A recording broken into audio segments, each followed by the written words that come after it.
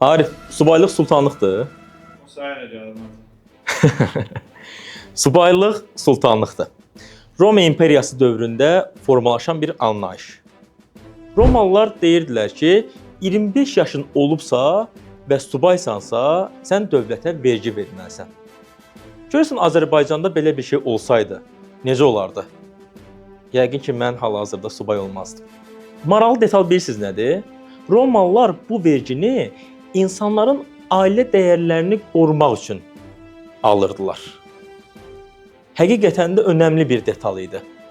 Çünki günü-gündən ailələr kiçilir, yavaş-yavaş yox olur. Yox olan bir şeyin varlığını arzulayırıq. Eləcə də ailənin. Mən düşünürəm ki, biz ailə qurmaqdan daha çox subaylıq sultanlıqdır anlayışını eşitmişik. Gəlin belə eləyək. Subaylıq sultanlıq olaraq qalsın, amma biz taxtdan enək.